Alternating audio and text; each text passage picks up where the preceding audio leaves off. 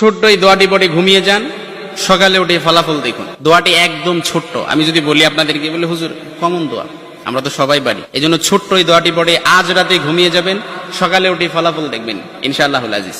আপনি মাথা থেকে বোঝা নামিয়ে ফেললে যেরকম হালকা হয়, আপনি এরকম হালকা মনে করবেন। আপনি মনে করবেন আপনার সমস্ত গুনাহ মাফ হয়ে গেছে, এরকম একটা হালকা অনুভূতি আপনার ভেতরে কাজ করবে। খুশি হয়েছেন মনে হয় না? এজন্য আমরা যদি ছোট্ট এই দোয়াটি পড়ে আজ রাতে ঘুমাতে পারি, সকালে উঠে ফলাফল দেখবো ইনশাআল্লাহুল আজিজ। আমি যদি আপনাদেরকে হাদিসের টেক্সট শোনাই, হযরত যায়েদ রাদিয়াল্লাহু তাআলা আনহু থেকে বর্ণিত, রাসূল সাল্লাল্লাহু আলাইহি সাল্লাম বলেন, হাদিসের স্পষ্ট নারেশন হচ্ছে, যে ব্যক্তি রাত্রিবেলা 3 বার এই দোয়াটি পড়ে ঘুমিয়ে যাবে, সকালে উঠে আল্লাহ তাআলা তার সমস্ত গুনাহ মাফ করে দিবে। সুবহানাল্লাহ বাড়িতে যায় বললেন। এই জন্য আজ রাতেই যদি এই দোয়াটি পড়ে ঘুমাতে পারেন, সকালে উঠে ফলাফল দেখবেন ইনশাআল্লাহুল আজিজ।